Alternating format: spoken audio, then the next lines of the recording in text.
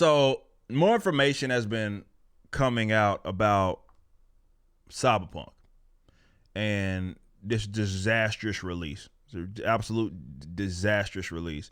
And recently they had what was it, the CEO Marcin Iwinski, I believe. He came out with a video that they put out on Cyberbug about talking about Cyberbug and basically trying to make excuses. Not making excuses. Well, it is making excuses, but more so explaining how it got to this crap point. And I took issue with, and this isn't the topic of the segment, but I just going to get this out. I took issue with because he was like, we're so proud of like the PC version. And I'm sitting there like, this is minus the optimization, even minus the bugs. The game wasn't what was promised. Period. It's not as in depth. It's not as detailed. It is a sci-fi RPG. Well, RPG, not really an RPG, with fake choices. It is not next gen. It is not the all new experience. There's nothing about this game that we haven't already seen before, right? So my issue with it, and with him saying that, and even other folks, because you had the PC masturbators, and I say this as a guy that played almost 200 hours on PC. But the PC masturbators like, oh, well, I don't have these problems because they saw so many people, including myself, playing the game on PlayStation 5 and the bitch crashing like it was going out of style. So obviously on consoles, there were so many issues with the consoles version. But even if you remove the bugs and you remove the crashing, because there are plenty of bugs on PC. Anybody that played that game, especially when it first came out, said that the PC game didn't have bugs, a fucking liar. I got T-poses all out of nowhere. I documented all this random ass T-poses. Just over and over and over, cars exploding out of nowhere. Like it was all kinds of fucking bugs in this damn game. The UI glitches where I'm having to return to my last save, even if it was in the middle of a fucking deal because I'm sitting there coughing or whatever. They go through that like where you got the UI where it's blinking blue because of you have the shard and the shard is malfunctioning. I would have that shit stuck on my screen for I don't know how long. Right. So minus the bugs, though, which were frustrating in itself on PC, there was so much wrong with this game that had nothing to do with that. So even at the game, if you somehow got the game to run properly, it still was not what was promised. And it's still, Night City is still a dead ass city, period. So more information came out, though, and we're going to read through some of this. This may take a little bit. I'm reading from Bloomberg because there had been some of the employees that had come out that were talking about this game. It's just talking about the apology. And Winsky's apology says the second within a month was an attempt to restore the Polish company's reputation with scores of fans and investors who had waited 8 years for the game only to discover it's riddled with bugs and performance issues. When it was finally released, uproar over the botched debut caused a 30% drop in CD Projekt's shares from December 10th through mid-January, which is all true. It was a disastrous release.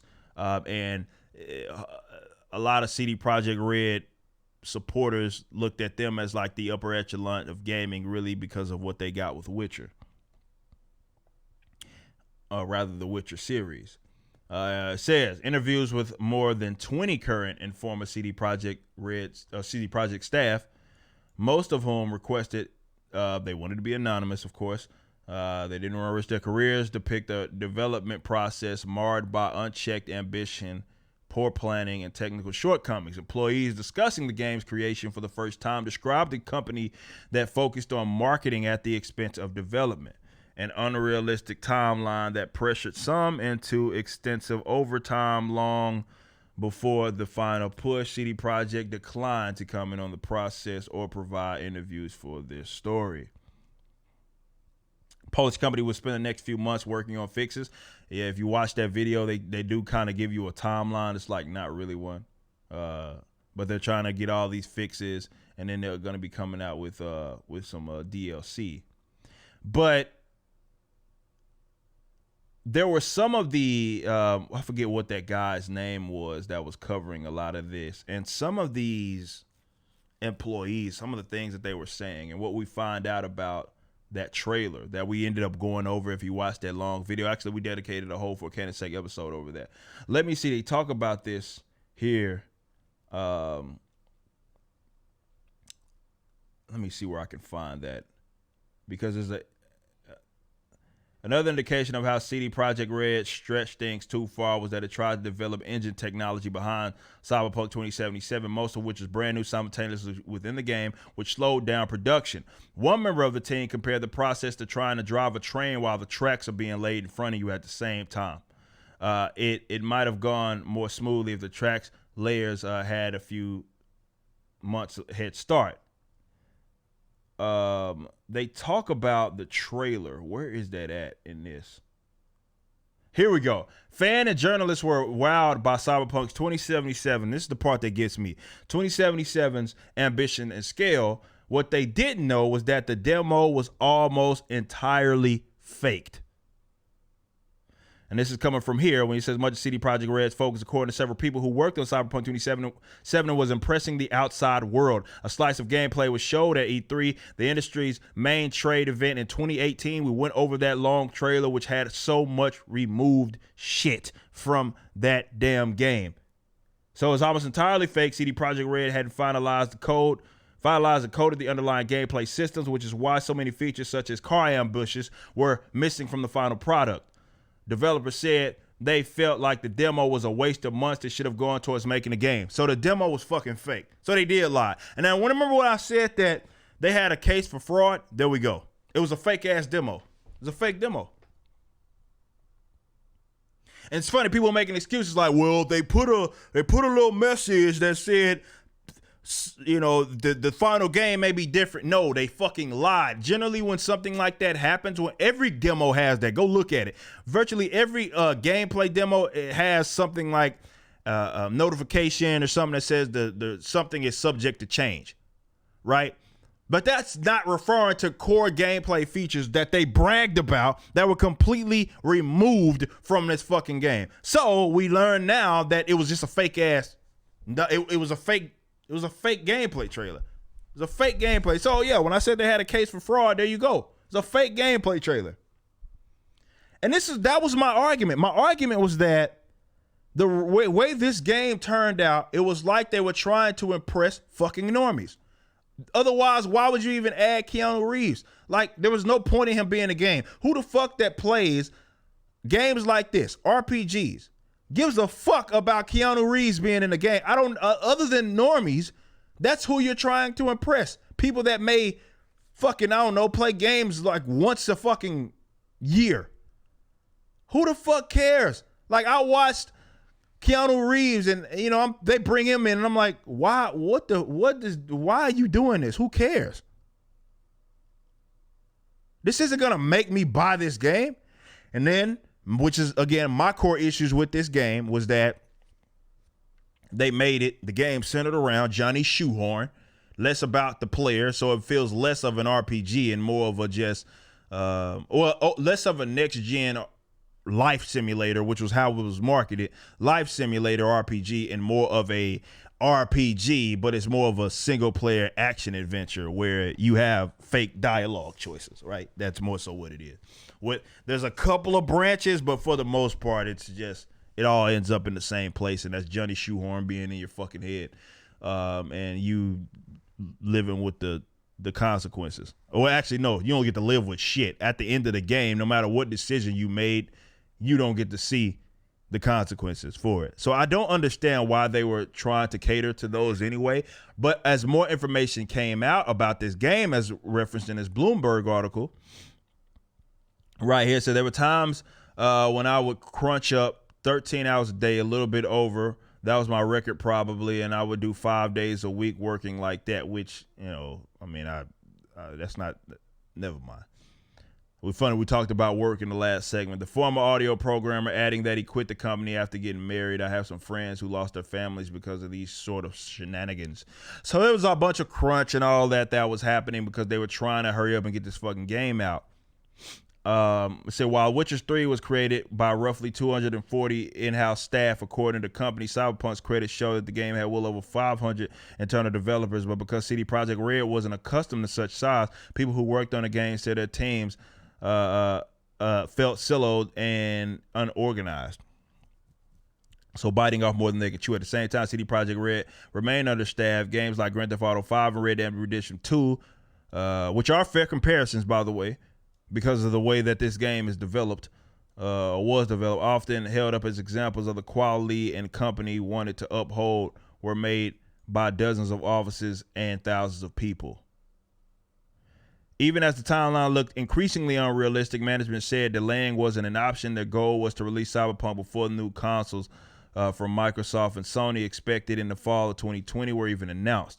That way, the company could launch the game on existing PlayStation 4, Xbox One, and PC, and then double dip by releasing versions down the road for the next generation consoles. People who bought the old console version will receive free upgrades when the new blah, blah, blah. Some engineers realized that Cyberpunk was too complex of a game to run on even the 7-year-old consoles, with its city full of bustling crowds, hulking buildings. They said management dismissed their concerns, however, citing their success in pulling off The Witcher. Well, this game isn't as alive as what it's pretend to be. So when I hear them talk about things like this, I wonder what exactly they're referencing, because the game isn't that detailed. It's not. Like it's like people walking around, but they're zombies. Like, it's not like, for the most part, you can interact with them. They're retards. They're like, sit there on the ground with their head ducked for no reason, right? They don't have cycles like they do on, like, dude, follow an NPC on Red Dead Redemption 2 or whatever. Follow NPCs on Red Dead. These motherfuckers have entire life cycles. They'll go to work. They'll go to the bar after the fact. Then they'll go crash. Like, they have entire, like, cycles. None of that shit exists on this game. Cyberpunk, the AI is about as brain dead as I've ever seen. GTA 3 had better AI than this game. So the whole complexity of this bustling crowd or whatever they're talking about, I'm like, where are they getting that from? Because I don't see it.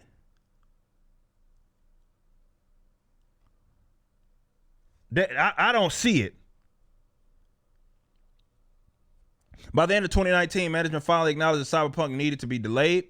Last January, the company pushed the game's release from September. In March, as the pandemic began ravaging the globe, forcing the people to stay inside, CD Projekt staff had to complete the game from their homes without access to their office's console development kits.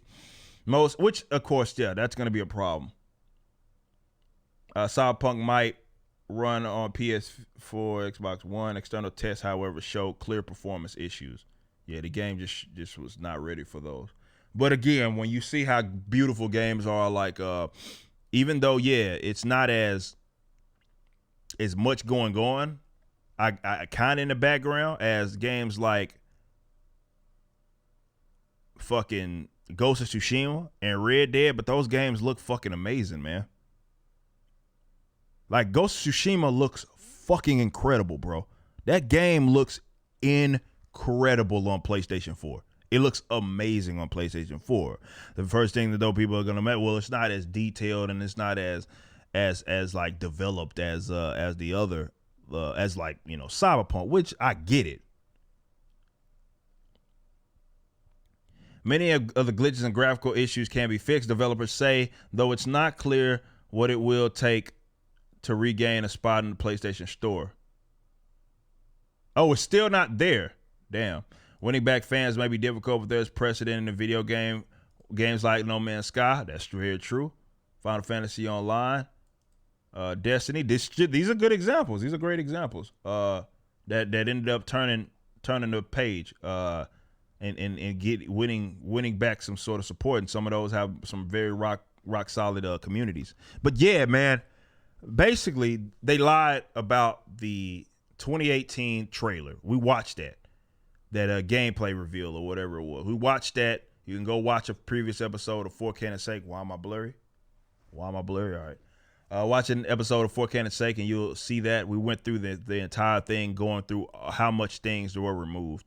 So they got ahead of themselves, and what it seems like the employees were saying was that the company itself was worried more about looking good to the public as opposed to developing a good game, which makes sense when you consider how that game looked. When you consider the addition of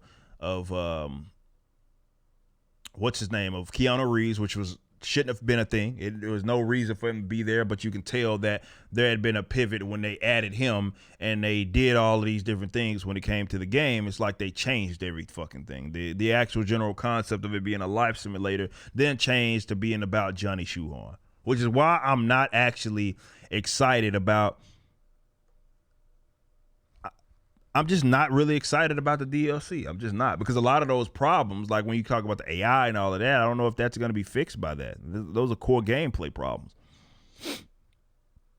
right? And then if I have to, I don't want to play as Johnny Shoe. I'm gonna tell you right now, I'm probably not gonna play it. Certainly not on stream.